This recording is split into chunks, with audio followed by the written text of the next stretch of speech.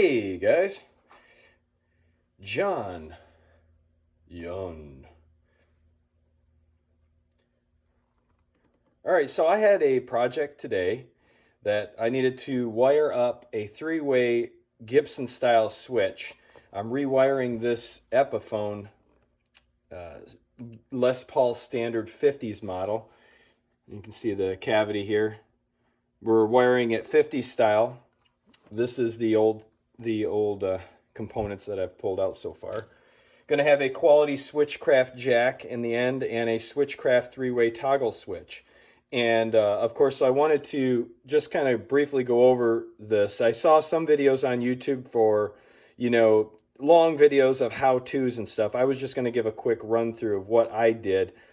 I liked some of the things I saw in the videos as far as using this pushback wire. And what I used here for the ground lug in the center here was just this 18 gauge, they call it artistic wire. It's copper, tinned copper. Thank you. It's tinned copper, 18 gauge from Amazon.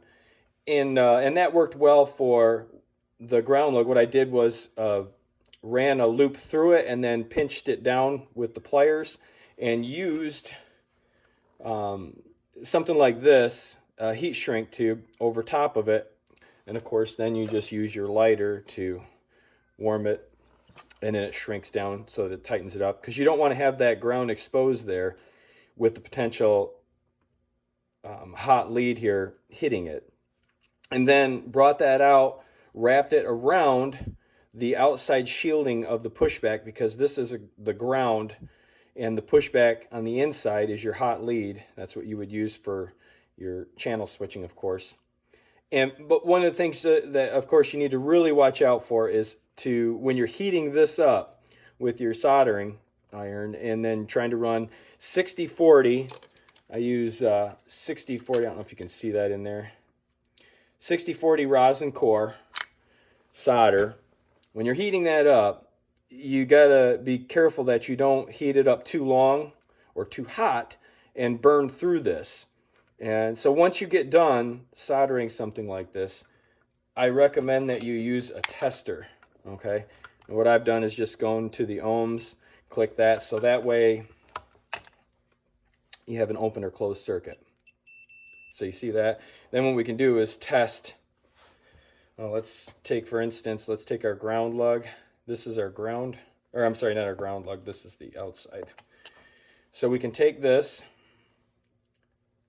hold that there, come down here, and touch this. And you want that to be hot, of course. But if I touch these grounds, you don't want that to be hot.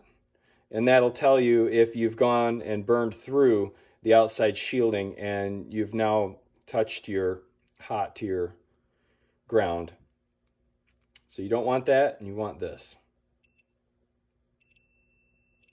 Just like that. Anyways, yeah, I just wanted to go, this is something I got from Radio Shack years ago. I don't even know if there's any Radio Shacks anymore, but yeah, so here's a three-way toggle switch. The old one from Epiphone looks like this. Fairly decent quality, I think. It's I just didn't like the plug-in jack deals. I wanted to go with an all soldered system, and so far everything's lining up with this Epi. Here they are. The Peacock set from Missing Link Audio. All right, well, that was all. Just a quick video on a three-way switch that's going to be wired up for this Epiphone here. There it is. So we'll be running the wires through there, out to the jack, of course. Oh, that's another thing, real quick. Make sure, I think, if you do 20, 21 inch on the long lead and then two 15 inch on the shorter lead, you'll be fine, because the two shorter ones are coming right here to your volume pots. And the longer one is going to be going to the jack plate over here. Here it is. I've already got the Switchcraft. I had to drill the plastic part out to get that to fit in there. Okay. All right. Take care.